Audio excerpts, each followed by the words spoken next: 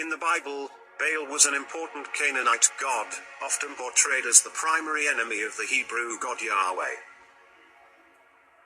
Baal in the Bible is associated with a major deity in the Canaanite pantheon, being the son of the chief god El and his consort Asherah. In some sources Baal is the son of Dagon, with El being a more distant ancestor, and Asherah is not always portrayed as his mother. He is thought by many scholars to be a Canaanite version of the Babylonian god Marduk and identical with the Assyrian deity Hadad. In Canaanite lore, he was the ruler of heaven as well as a god of the sun, rain, thunder, fertility, and agriculture.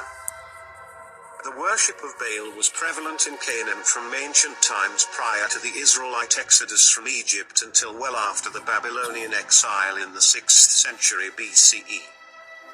Baal worship was violently opposed by the biblical prophets and several of the kings of Judah, who believed it was God's will that Canaanite religion be completely eliminated from Judah and Israel.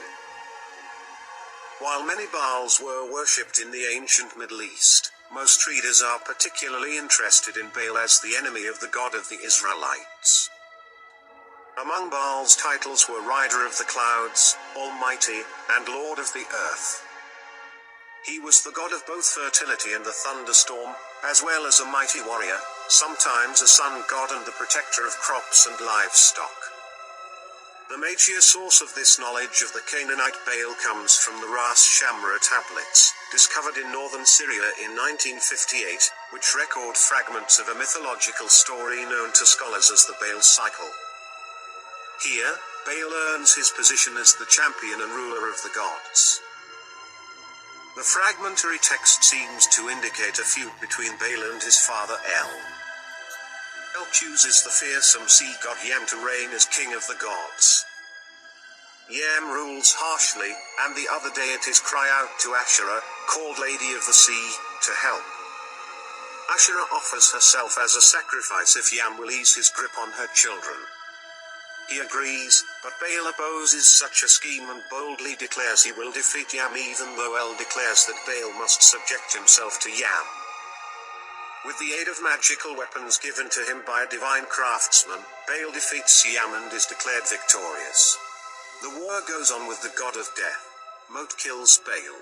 However, he is resurrected. Baal is thus the archetypal fertility deity.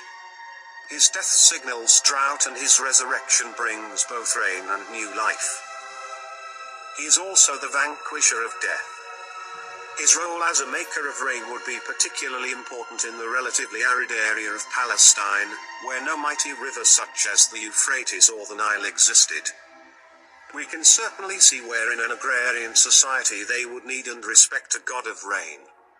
The deity opposed by the biblical prophets as Baal was usually a version of Baal Hadad, the major deity of the Hittites, Syrians, and Assyrians. Baal worship extended from the Canaanites to the Phoenicians. Both Baal and his consort were Phoenician fertility symbols. The Baal promoted by the Queen Jezebel, a Phoenician princess, is referred to as Baal Melkart. Both Hadad and Melkart are found in lists of Phoenician deities, but it is difficult to know whether Jezebel's form of Baal worship differed much from the worship of Baal Hadad. All this just speaks of many gods early on in the area of the Levant. I'm going to finish with a reading from the Urantia book, which is a spiritual and philosophical book that originated in Chicago about 100 years ago. Here's what it says about the gods of the nations and the relationship between Yahweh and Baal. The long-drawn-out controversy between the believers in Yahweh and the followers of Baal was a socio-economic clash of ideologies rather than a difference in religious beliefs. The inhabitants of Palestine differed in their attitude toward private ownership of land. The southern or wandering Arabian tribes, the Yahwehites, looked upon land as an inalienable, as a gift of deity to the clan. They held that land could not be sold or mortgaged. Yahweh spoke, saying, "The land shall not be sold, for the land is mine." The northern and more settled Canaanites, the Baalites, freely bought, sold, and mortgaged their lands. The word Baal means owner. The Baal cult was founded on two major doctrines. First, the validation of property exchange, contracts, and covenants, the right to buy and sell land. Second, Baal was supposed to send rain. He was a god of fertility of the soil. Good crops depended on the favor of Baal. The cult was largely concerned with land, its ownership and fertility. In general, the Baalites owned houses, lands, and slaves. They were the aristocratic landlords and lived in the cities. Each Baal had a sacred place, a priesthood, and the holy women, the ritual prostitutes. Out of this basic difference in the regard for land, there evolved the bitter antagonisms of social, economic, moral, and religious attitudes exhibited by the Canaanites and the Hebrews. This socio-economic controversy did not become a definite religious issue until the times of Elijah. From the days of this aggressive prophet, the issue was fought out on more strictly religious lines, Yahweh versus Baal, and it ended in the triumph of Yahweh and the subsequent drive toward monotheism.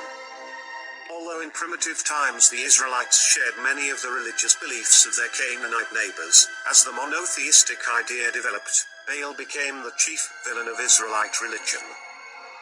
The biblical version of Israel's history introduces Baal during the time of Moses. The Bible also considers that Israel's destruction by the Assyrian Empire in 722 BCE and the later destruction of Judah by Babylon are both due to the failure to follow God's command to completely eliminate Baal worship and other Canaanite religious practices. It has been suggested by modern scholars that the Lord of the Hebrews and the Baal of the Canaanites may not always have been so distinct. Psalm 82:1 states, God presides in the great assembly, he gives judgment among the gods.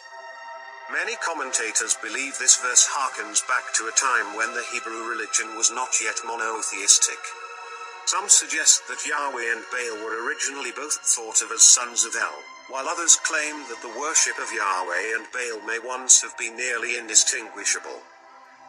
Elijah shifted the Yahweh-Baal controversy from the land issue to the religious aspect of Hebrew and Canaanite ideologies.